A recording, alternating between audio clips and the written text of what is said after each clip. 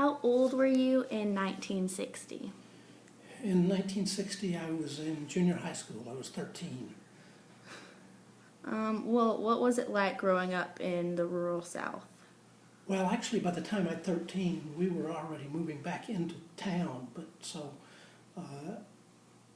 by that time, we were in a very suburban setting. But prior to that, up until I was 12, we lived on a farm in the rural South, and it was pretty backwards compared to what we are today. I mean, we didn't even have regular telephone service. There was only, when we started out, only had one channel of television, and it was black and white, and nobody had a lot of money. Everybody was pretty poor in the rural South then. It was also a very segregated society. You know, we had black neighbors and white neighbors, but people, you know, everything was very separate then. It really was. So what was the extent of that segregation?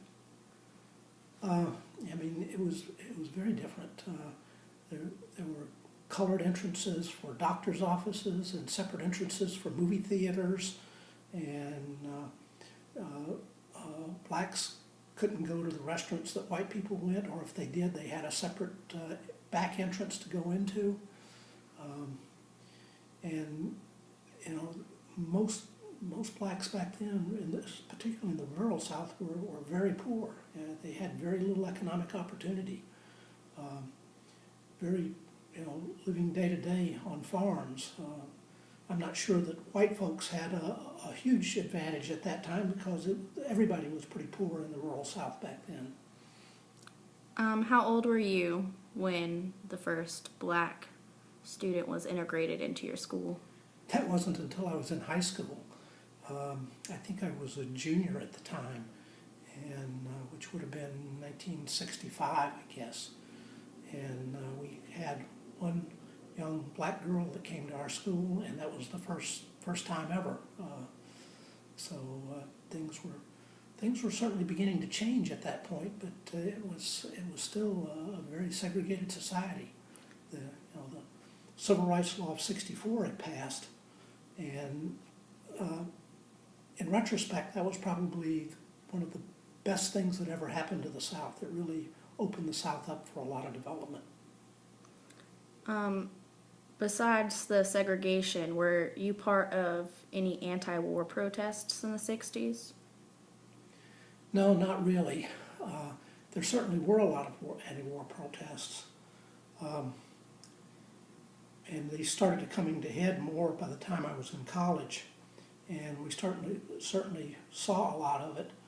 And there was a tremendous building sentiment against the war. By 1968, you know, it was a huge year. That was the year that Martin Luther King was killed and Bobby Kennedy was killed.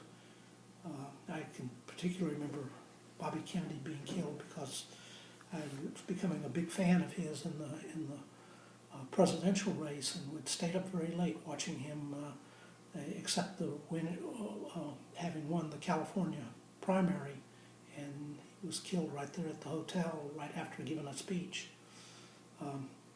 And then '68, you know, there was the Kent State killings. There was the '68 Democratic Convention with the riots in Chicago. It was just a time of huge turmoil, and you know, and the counterculture was going really strong by then.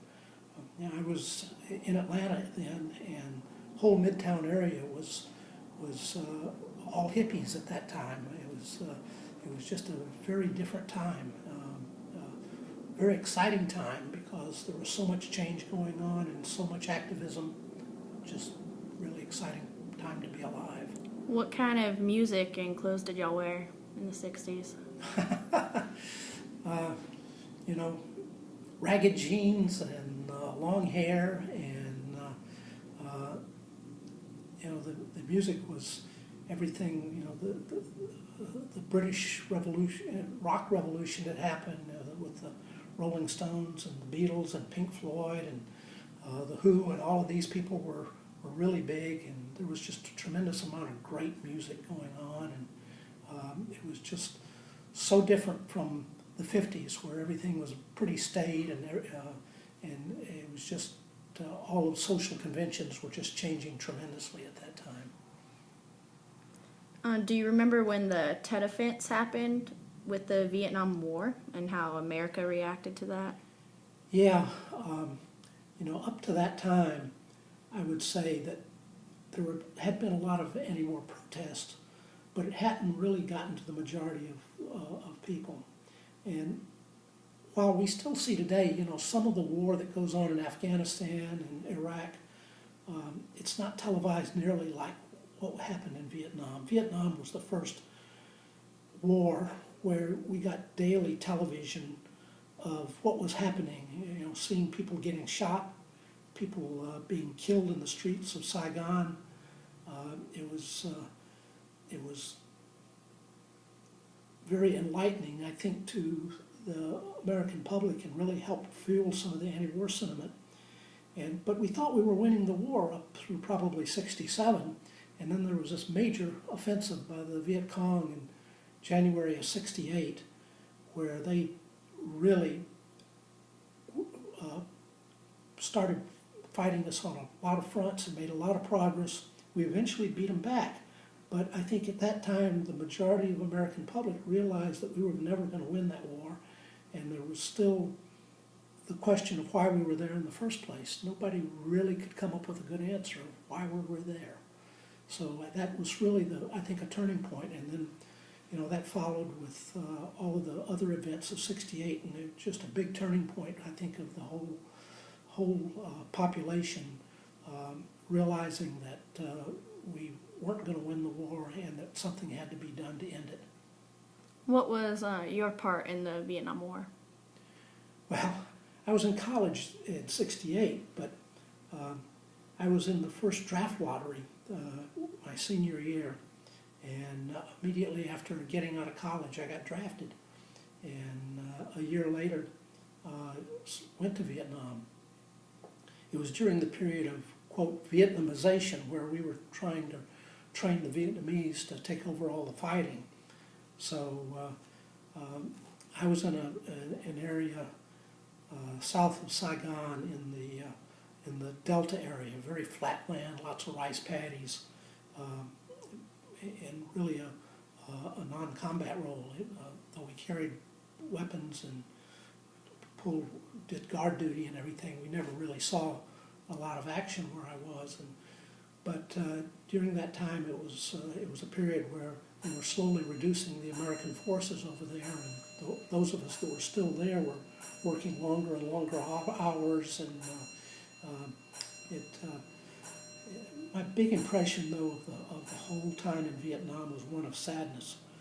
Vietnam was at one time a really beautiful country, beautiful people, and it was just ravaged by the war. It was just really, really sad seeing what had happened to their country and what had happened to the people, and so many families broken up by the war, and it was just a time of incredible sadness for me. How long were you in Vietnam, and how did you end up getting back to the U.S.? I was there almost a year, but my father had had some surgery, and I got a leave to go back for his surgery. And while I was home, I got a telegram saying they no longer needed my services over there because of the continuing Vietnamization, which I was thrilled to get that telegram and didn't have to go back. But it was, again, a very interesting time. And then I remember after that having gotten back into graduate school, and the day we finally brought our last troops out of Vietnam, it was just an amazing day. I remember driving along and hearing the news of that, and just feeling extremely celebratory that everybody was finally home. So, looking back at the '60s, what event would you say is most memorable to you? Oh gosh, there were so many. It was a decade of incredible change. The thing I remember from the early '60s the most, and I can remember exactly where I was and what I was doing, was when President Kennedy was assassinated, and that was a turning point. when Kennedy was elected president, there was so much hope, particularly among young people, about how things were going to change in the country. And being a science nerd, I was thrilled with his idea of putting a man on the moon by the end of the decade.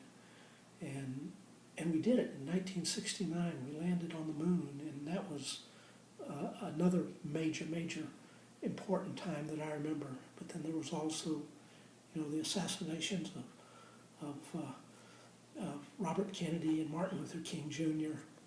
and all of the war protests. So the 60s was just a time, and of course the whole counterculture movement and all of the hippies and the music of the time, and it was just an incredible decade. All right. Well, thank you. Thank you.